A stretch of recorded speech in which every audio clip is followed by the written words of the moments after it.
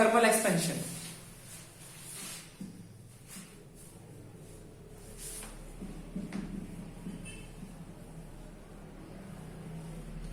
देखो बच्चों, आप सभी को पता है कि जब टेम्परेचर बढ़ता है तो कोई भी चीज का जो लेंथ ब्रेथ हाइट क्या होती है वो इंक्रीज होता है। आपने देखा भी होगा, जैसे कि ये मान लो मेरे पे लोहे का हो अगर, ठीक है ना, और मैं इसे गर्म करूं बहुत, तो इसकी लेंथ बढ़ जाएगी। सच्ची में हम करके देख भी सकते हैं, ठीक है ना। उसके लिए ज्यादा हीट चाहिए, हीट टॉर्च लाना पड़ेगा, ब्लोअर नहीं होता जिससे ज्यादा आग लगे, मतलब ये होता है, ठीक है। टेम्परेचर देने पे वो फैल जाता है। ओके, सिंपल सी बात। ओके, तो देखो ये जो इंक्रीज होता है ये तीनों डायमेंशन में होता है, मतलब किसी ऑब्जेक्ट के लेंथ में भी बढ़ेगा, ब्रेथ में भी और हाइट में भी, ठीक है, हर फेज में। अब हम इनके बीच में देखेंगे कि कैसे कैसे इनका फॉर्मूला बनता है, ठीक है ना, कि कितना बढ़ा, ठीक है। तो जो सबसे पहले हम पढ़ने वाले हैं वो लेंथ के टर्म्स में पढ़ने वाले हैं, ठीक है। मान लो कि जैसे मेरे पास ये थर्मोमीटर है, इसका लोहे की लंबाई इतनी है, मैंने इसे गर्म करा तो ये थोड़ा लंबा हो गया, तो कितना लंबा हुआ वो हम देखने जा रहे हैं, ठीक है। तो देखो, अज्यूम करो कि पहले आपके पास एक लोहा था, मतलब एल लेंथ का, ठीक है, ये था एल लेंथ का यहां से यहां तक। फिर मैंने इसको हीट करा, मतलब टेम्परेचर बढ़ाया, इसका गर्मी दी, ठीक है, तो ये थोड़ा सा लंबा हो गया, थोड़ा सा लंबा हो गया, इतना लंबा हो गया, ठीक है। तो मैंने इतनी डिस्टेंस को क्या ले लिया, डेल्टा है। क्या, डेल्टा है, मतलब चेंज इन लेंथ। समझ पा रहे हो? तो नई लेंथ कितनी हो गई, इतनी यहां से यहां तक है प्लस डेल्टा है। कोई दिक्कत लगे क्या है, मतलब डेल्टा है तो चेंज इन लेंथ है, और समझ पा रहे हो ना, ठीक है। तो अब देखो, अब हम क्या प्रोपोर्शनल है कि ये जो चेंज में लेंथ है वो डायरेक्टली प्रोपोर्शनल किसके, टेम्परेचर के। कि अगर मैंने जितना ज्यादा टेम्परेचर बढ़ाया होता उतना ज्यादा लंबा होता, मैंने थोड़ा सा टेम्परेचर बढ़ाया तो थोड़ा सा लंबा हुआ, और ज्यादा हीट देता तो और लंबा हो जाता। तो प्रोपोर्शनल है, ठीक है। तो उससे पहले हम थोड़ा सा डेफिनेशन देख लो इसका। लीनियर एक्सपेंशन, तो थर्मल एक्सपेंशन में पहला लीनियर एक्सपेंशन, ठीक है।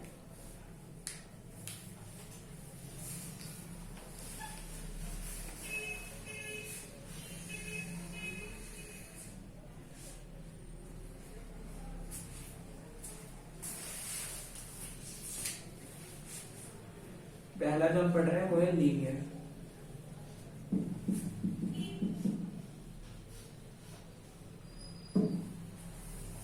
ठीक है। तो हमने क्या, देखो एक्सपेरिमेंटली हमने क्या फाइंड करा कि जो डेल्टा एल है, चेंज इन लेंथ है जो बड़ा, वो डायरेक्टली प्रोपोर्शनल है एल डेल्टा टी के, मतलब original length into change in temperature. तो जितना ज्यादा डेल्टा टी होगा उतना ज्यादा डेल्टा एल होगा। तो यहां से प्रोपोर्शनलिटी हटाने के लिए हमें कांस्टेंट लगाना पड़ेगा। पहले इतना क्लियर होना चाहिए कि जो चेंज इन लेंथ है वो डायरेक्टली प्रोपोर्शनल है change in temperature times the original length, ठीक है। ओके, तो मैं प्रोपोर्शनलिटी हटाया यहां से, तो डेल्टा एल किसके इक्वल हो जाएगा, प्रोपोर्शनलिटी है इक्वल टू लग गया, इक्वल टू के साथ एल डेल्टा टी है आपके पास यहाँ पे। अब ये जो एल डेल्टा टी है उसकी जगह पे क्या लिख सकता हूँ, अल्फा एल डेल्टा टी। समझ पा रहे हो? यहाँ पे क्या आ गया, अल्फा। अल्फा यहाँ पे क्या है, कांस्टेंट। कांस्टेंट तो है ही बट इसका अपना नाम है, ठीक है। क्या है वो, कोफिशिएंट ऑफ लीनियर एक्सपेंशन। क्या, कोफिशिएंट ऑफ लीनियर एक्सपेंशन।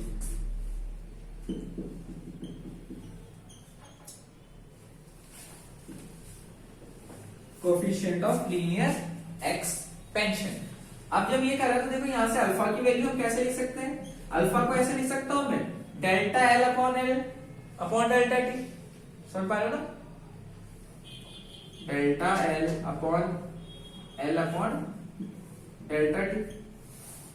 समझ, अच्छा तो यहाँ कैपिटल टी लिया है ना, कैपिटल टी समझ गए। देखो ये डेल्टा एल के नीचे आ जाएगा और डेल्टा टी भी नीचे ही है, तो ये मैंने स्लैश के साथ उसके साथ रखे ताकि देख सकूं, ठीक है ना।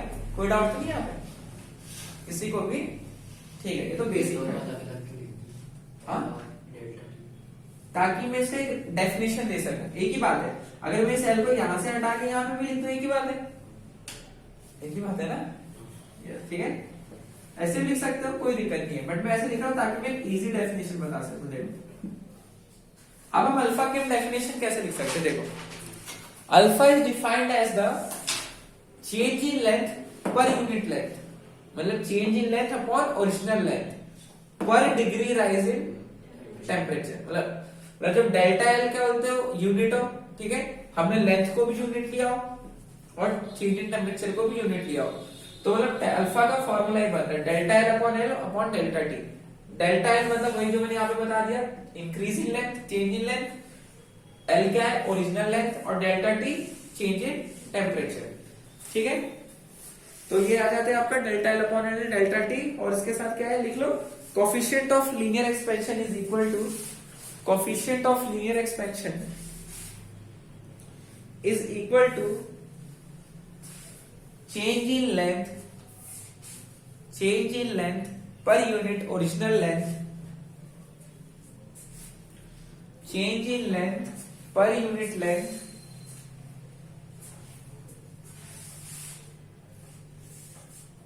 ठीक है, ओरिजिनल लगा देना, चेंज इन लेंथ, यहां देखो, मतलब देखो फॉर्मूले तो रटा ना कभी मत, फॉर्मूले देख के खुद से बना लेना, इतना क्लियर हो जाना चाहिए। Change in length per unit original length, L original length है ना यहाँ पे, delta L change in length, L original length, per degree rise in temperature, नीचे उसी के आगे पर degree rise in temperature, 1 degree बढ़ाने पे कितना चाहिए, ठीक है, per degree rise in temperature. Alpha की यूनिट क्या हो जाएगी बच्चों, अनुष्का बताओ खुद से सोचो, देखो ऊपर तो डेल्टा एल अपॉन एल है, तो मीटर से मीटर कट गया, पर डिग्री सेल्सियस, क्योंकि डिग्री डेल्टा टी तो नीचे ना चेंज है, ठीक है, पर डिग्री केल्विन, हाँ कुछ भी पर डिग्री सेल्सियस पर डिग्री केल्विन टेम्परेचर का स्केल होना चाहिए, ठीक है।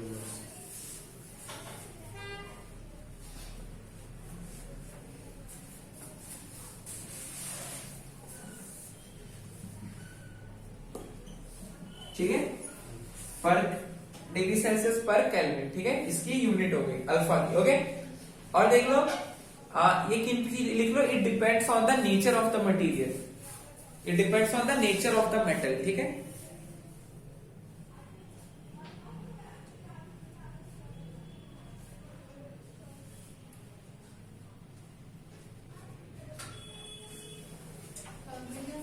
ठीक है, वेलकम, ठीक है, लिख लिया आपने ये, बढ़िया। तो कोफिशिएंट ऑफ लीनियर एक्सपेंशन और यूनिट लिख लिया आपने, और ये लिख लिया कि depends on the nature of the metal, और सिक्स लिख लो, its value is very less for metals, its value is very low for metals, ठीक है, या फिर वेरी स्मॉल, 10 की पावर -5 के में, वेरी स्मॉल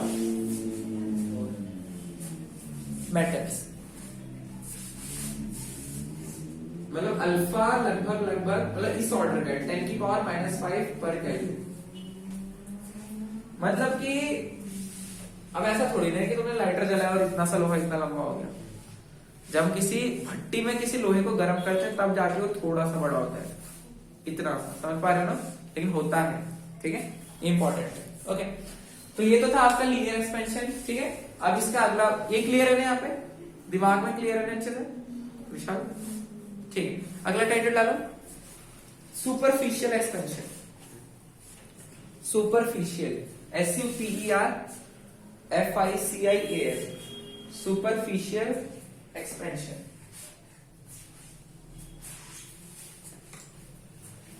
सेम तरीके से बात करेंगे हम,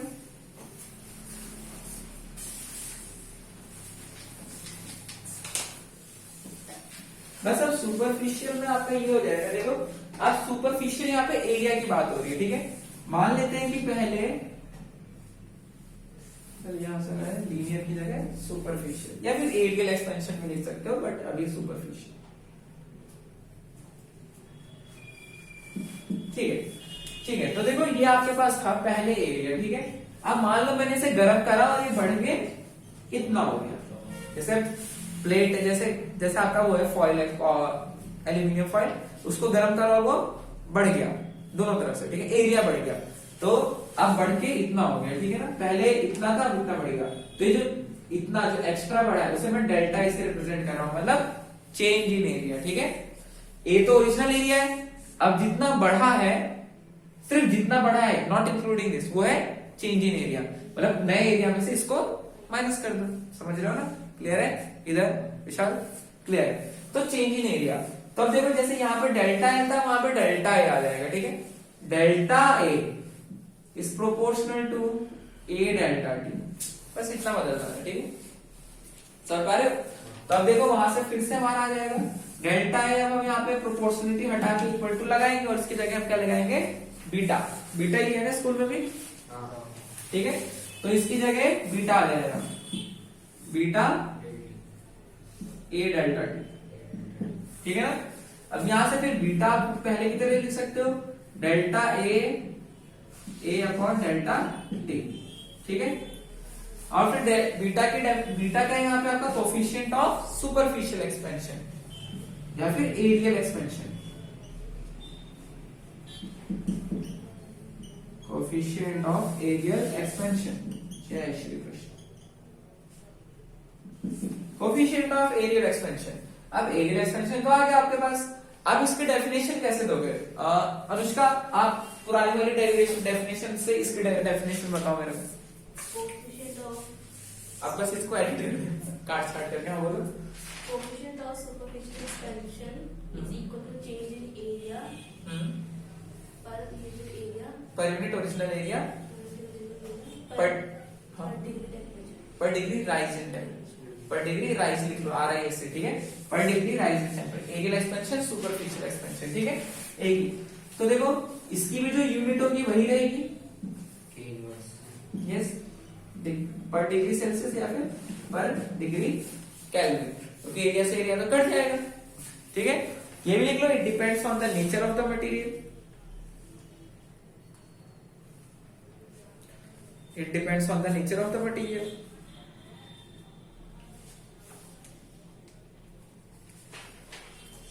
ठीक है? क्लियर है? ये भी मटेरियल पे डिपेंड करता है।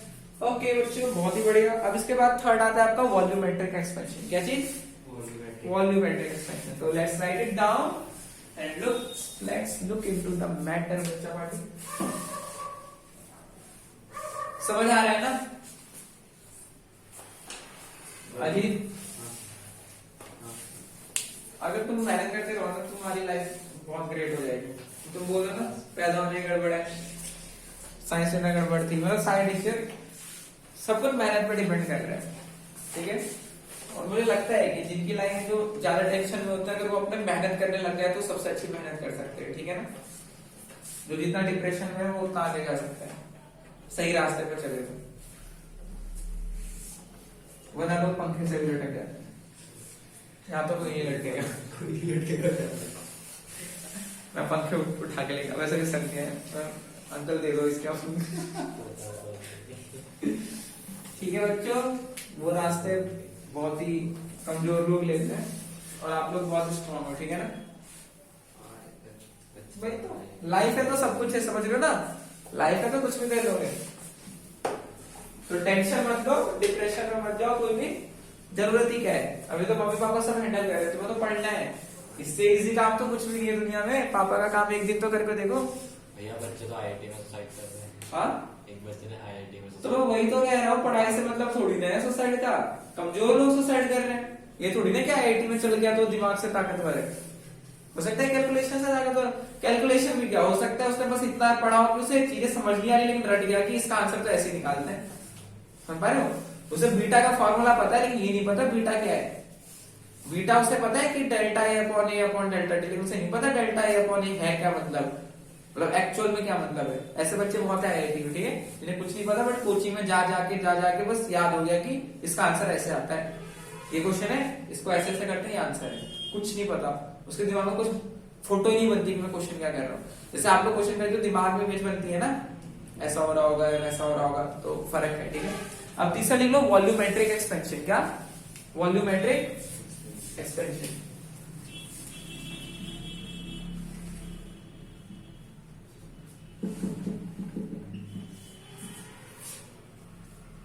Volumetric expansion. तो देखो बच्चों, वॉल्यूमेट्रिक एक्सपेंशन के अंदर आपका मान लो वॉल्यूमेट्रिक मतलब वॉल्यूम में इंक्रीज हो रहा है, तो आपके पास एक छोटा सा क्यूब है। क्या है? क्या है? क्यूब। तो मैं क्यूब ड्रॉ कर रहा है, ठीक है? अब देखो मैंने क्या करा, इसका टेम्परेचर, यहाँ पे टेम्परेचर इंक्रीज करा, अब इसका वॉल्यूम बढ़ेगा।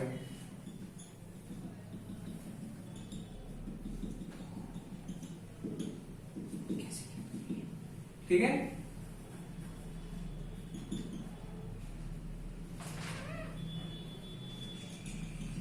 समझ पा रहे हो? अब वो बढ़ के उससे बड़ा हो गया है, समझ पा रहे हो ना? तो मान लेते हैं पहले इसका वॉल्यूम V था, अब जो नया बढ़ के चेंज आया है वो डेल्टा V है, ठीक है, चेंज इन वॉल्यूम। तो एक्सपेरिमेंटल ने फाइंड करा कि जो ये डेल्टा V है वो डायरेक्टली प्रोपोर्शनल है V डेल्टा T के, जितना टेम्परेचर राइज कर रहा है, ठीक है ना? तो देखो फिर से वही आ जाएगा डेल्टा V, अब यहाँ पे गामा लग जाएगा, ठीक है, यही गामा ही किया था ना, हाँ ठीक है। तो gamma V delta T, delta V क्या है, चेंज इन वॉल्यूम।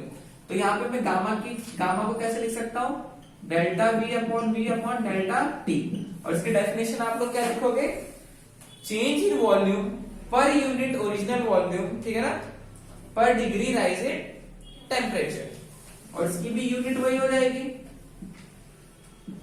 यूनिट क्या हो जाएगी, यस, पर डिग्री सेल्सियस है पर केल्विन। ओके, क्लियर है?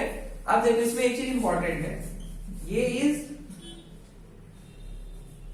नॉट डिपेंड अपॉन, ना डिपेंड तो करता ही है, constant eight only high temperatures. क्या वो सब लगभग कांस्टेंट रहते हैं, ठीक है, अल्फा जो बीटा थे, लेकिन जो ये आपके पास गामा है मतलब वॉल्यूमेट्रिक एक्सपेंशन, इसका ये लिख लो, ये अल्फा क्या है, कोफिशिएंट ऑफ वॉल्यूमेट्रिक या फिर क्यूबिकल एक्सपेंशन, ठीक है, ये भी लिख लेना, जहां जो गामा है कोफिशिएंट ऑफ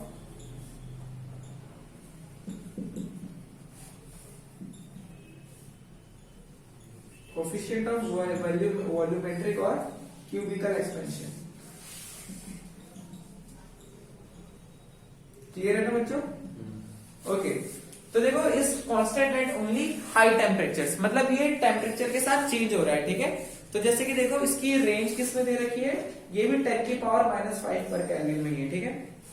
ऐसे ग्राफ इंपॉर्टेंट है ये थोड़ा, जैसे देखो मतलब ये भी काफी स्मॉल है, ठीक है ना, ये तीनों ही स्मॉल है। जैसे ग्राफ है, यहाँ पे टेम्परेचर है ऑलरेडी 250, यहाँ पे 500 डिग्री सेल्सियस, ठीक है। तो ये जो इसकी वैल्यू है वो ऐसे बढ़ रही है, ठीक है, यहां पे जाके लगभग कांस्टेंट हो गई, ठीक है, मतलब, और ये इसका ऑर्डर क्या है, इसका ऑर्डर लगभग कितना है, 10 की पावर -5 पर केल्विन। समझ पा रहे हो? 1 डिग्री बढ़ाने पे बहुत कम चेंज हो रहा है वॉल्यूम में, ठीक है, लेकिन ये कि टेम्परेचर के साथ इसकी वैल्यू चेंज हो रही है, मतलब टेम्परेचर जैसे जैसे बढ़ रहा है वो उतनी तेजी से चेंज हो रहा है, ठीक है। समझ पा रहे हो? मतलब देखो इसका मतलब क्या है, पहले मान लो कि देखो इसका देखो इस ग्राफ का मतलब क्या है कि गामा की वैल्यू कम होने का मतलब क्या है, मान लो मैं 50 से 60 पे गया, ठीक है, बस अज्यूम करवा रहा हूं, ठीक है, कितना बड़ा 1 सेंटीमीटर क्यूब, कितने, सिर्फ 10 डिग्री के चेंज में।